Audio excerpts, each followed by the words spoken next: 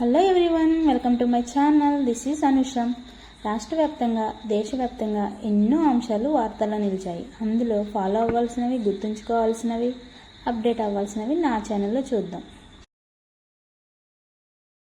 ముందుగా మనం రాష్ట్ర వ్యాప్తంగా చూసుకుంటే ఎన్ఐటి, ఐఐటి, నీట్ ర్యాంక్ సాధించిన గురుకుల విద్యార్థులు ఉన్నారు కదండి, వాళ్ళని మన చంద్రబాబు వాళ్ళకి నగదు కూడా ఇచ్చారండి. 1,00,000 రూపాయలు ఇచ్చారు. మొత్తం ఎంతమంది కలిశారంటే 55 మంది కలిశారు. ఇంకా మన రాష్ట్ర వ్యాప్తంగా 7 ఐఐటి, నీట్ కోచింగ్ సెంటర్లు ఏర్పాటు చేస్తారంట. దీనివల్ల ఎస్సీ, ఎస్టీ స్టూడెంట్స్కి చాలా మంచిది యూజ్ అవుతుందని మన సీఎం గారు చెప్పుకొచ్చారు. ఇంకా మన రెండో విషయానికి వద్దాం. Bharat bio design research innovation కార్యక్రమం ప్రారంభించాలనుకుంటున్నారు. ఎందుకు ఇది? వైద్య ఆరోగ్య రంగంలో వినూత్న ఆవిష్కరణల కోసం. అయితే ఇలా ఎలా ఉంటాయి ఇందులో పరిశోధనలు అంటే, అసలు ఇది అమరావతిలోని రతన్ టాటా ఇన్నోవేషన్ హబ్లో భాగంగా ఏర్పాటు చేస్తున్నారు. ఆ విధంగానే దీని పరిశోధనలో ఉంటాయి. అంటే దానిలో అంతర్భాగంగా, దేనిలో రతన్ టాటా ఇన్నోవేషన్ హబ్లో అంతర్భాగంగా ఇవి ఉంటాయి అన్నమాట.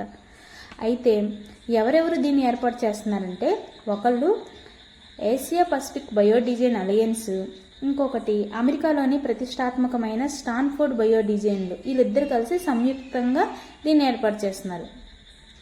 దీనివల్ల యూజ్ ఏంటంటే, అసలు కొత్త స్టార్టప్లకి, పరిశోధకులకి, నిపుణులకి మంచి ప్రోత్సాహం లభిస్తుంది అని మన సీఎం గారు చెప్పుకొచ్చారు. ఇంకో ఇంపార్టెంట్ అయిన రాష్ట్ర వ్యాప్తంగా మూడో అంశం తీసుకుంటే, చౌక బియ్యం, అదేనండి రేషన్ బియ్యం ఉంటుంది కదా, ఆ బియ్యం అనేవి దుర్వినియోగం అంటే అమ్ముడు పోవటం కానీ ఎక్కువ తీసుకోకుండా స్మార్ట్ కార్డులు అనేవి తీసుకొచ్చారంట అని ఎవరు చెప్పారు?